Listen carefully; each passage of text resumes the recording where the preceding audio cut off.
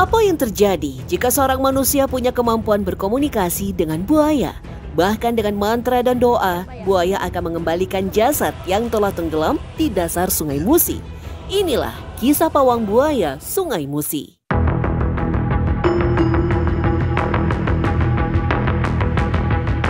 Hanya berjarak 25 menit dari pusat kota Palembang, Desa Pemulutan, Kabupaten Ogan Ilir memang punya ciri khas yang unik. Pengunjung akan melihat gapura berhiaskan 2 patung buaya yang menjadi gerbang Desa Pemulutan. Tak sekedar ornamen biasa, patung buaya ini lekat dengan misteri pawang buaya Desa Pemulutan.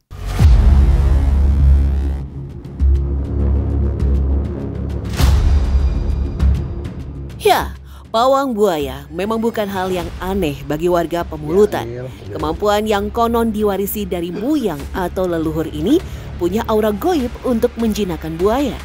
Pulung atau sebutan warga setempat untuk sang pawang dipercaya warga sekitar mampu berkomunikasi dengan buaya untuk menemukan orang tenggelam di Sungai Musi.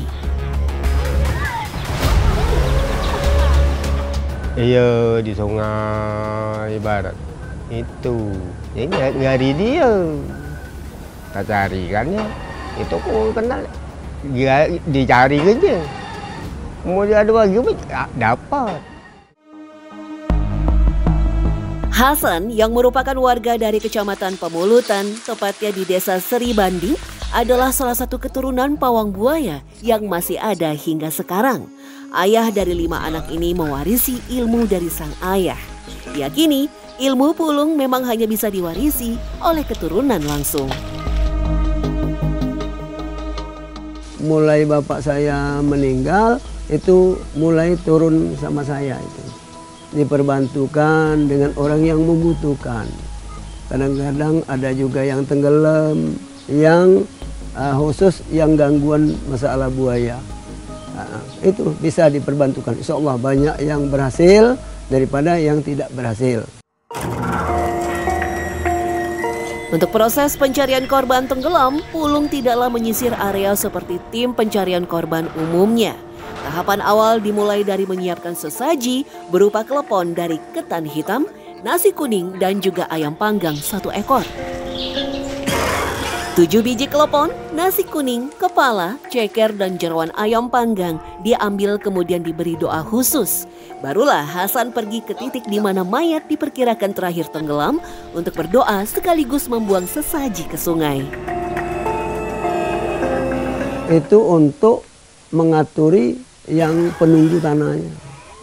Penunggu di situ kan yang itu diaturi, itulah makanya terjadinya kelihatan. Si mayit yang di dalam itu kelihatan di dalam banyu itu. Kadang-kadang kalau tidak itu belum di isyarat-isyarat itu belum dibayar, nah makanya kadang-kadang tidak kelihatan. Jika biasanya orang hilang di Sungai Musi baru muncul 3 hari kemudian, konon dengan kehadiran pawang akan mempermudah munculnya mayat.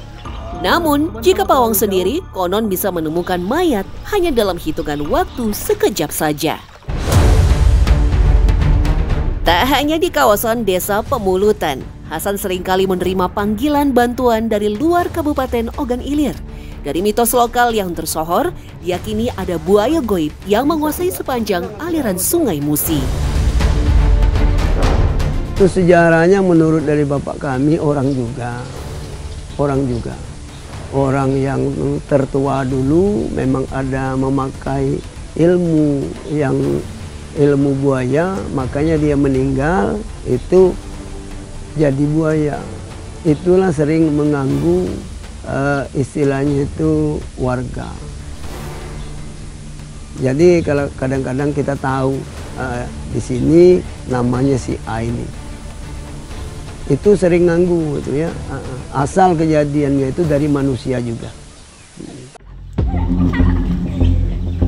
2 buaya goib itu dikenal dengan sebutan lonjung dan bekata. Lonjung dicirikan memiliki mulut panjang, sedangkan bekata memiliki mulut pendek. Dipercaya, lonjung inilah yang seringkali mengganggu manusia hingga tenggelam di dasar Sungai Musi. Untuk menghindari lonjung, ada sebuah pantangan bagi masyarakat Pemulutan yang berlaku ketika mereka berada di Sungai Musi. Mereka tidak akan membicarakan buaya ataupun menyebut buaya dengan kata buaya. Pawang ini memang bermula dari Pemulutan, gitu. Dan bahkan saya sendiri pernah mempunyai satu pengalaman pribadi bahwa ketika saya mengantarkan jenazah teman saya di sana, kita dipesan wanti-wanti masih di rumah duka itu, ketika menyeberang sungai itu kita tidak boleh bicara tentang misalnya buaya, bercerita tentang buaya. Yang mengejutkan, sebuah legenda menyebut bahwa mereka yang akan meninggal tenggelam di Sungai Musi punya tanda khusus di bagian tubuhnya. Biasa disebut wanci atau siung. Tanda khusus ini hanya bisa dilihat oleh seseorang yang memiliki ilmu supranatural. Hasan sendiri sering mengawasi anak-anak yang sering bermain di sungai untuk melihat apakah mereka memiliki wanci atau tidak. Ada wanci siung buaya. Kalau melihat orang yang ada wanci tadi, kalau dia jalan walaupun tangannya ini apa namanya ini,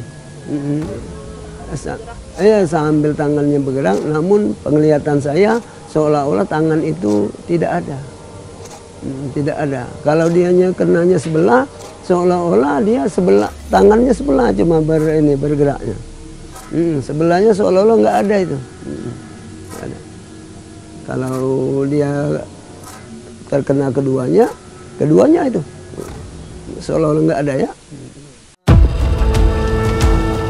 Jika ada wanci, maka bagian tubuh antara jempol dan jari telunjuk tangan harus dicungkil menggunakan jarum hingga keluar darah. Darah tersebut kemudian diusap menggunakan pisang emas seraya dibacakan doa khusus. Menurut kepercayaan, hal ini bisa mencegah seseorang akan tenggelam di Sungai Musi karena dibawa buaya goib. Lantas, apakah benar bahwa seorang pawang mampu berkomunikasi dengan buaya Sungai Musi? Jika dilihat dari logika, mayat yang tenggelam di sungai biasanya akan mengapung setelah beberapa hari karena proses pembusukan dan gas di dalam tubuh. Kemungkinan ini bisa terjadi bersamaan dengan ritual pawang, seolah-olah ada hubungan sebab akibat.